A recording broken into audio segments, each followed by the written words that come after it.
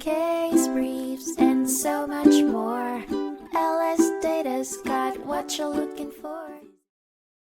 The encounter between Kathy Lavoie and the machine that changed her life unfolded in 1992 when she, a young worker employed by General Electric, was severely injured while operating a hydraulic press brake manufactured by Pacific Press and Shear Company. A lawsuit was quickly propelling through the court system, aiming to hold Pacific accountable for their negligence that left a woman maimed and a machine lacking essential safety features. The press brake, built to bend metal, lacked features such as an operator handlebar, an emergency stop switch, and a foot control pedal. These omissions were not just shortcomings, but contrary to industry norms and regulations set by organizations like OSHA.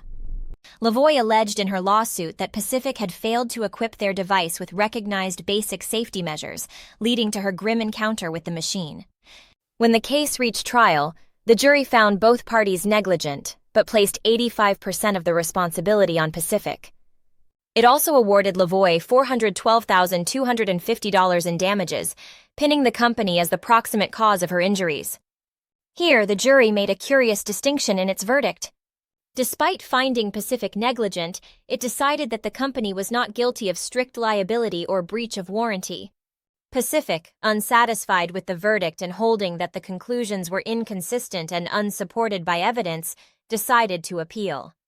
Its argument was that the jury could not logically claim the company was negligent and at the same time acquit it of strict liability or breach of warranty. However, Pacific's appeal was denied by the court.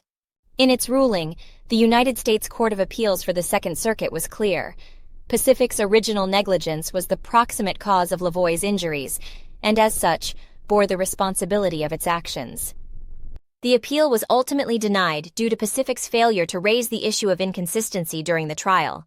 Despite the seeming inconsistency in the verdicts, Pacific was held responsible, with the court standing firm on the principle that ample evidence was provided to affirm the jury's verdict.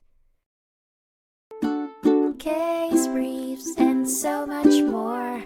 LSData's got what you're looking for. Visit lsd.law, elevate your mind. Leave the stress of class.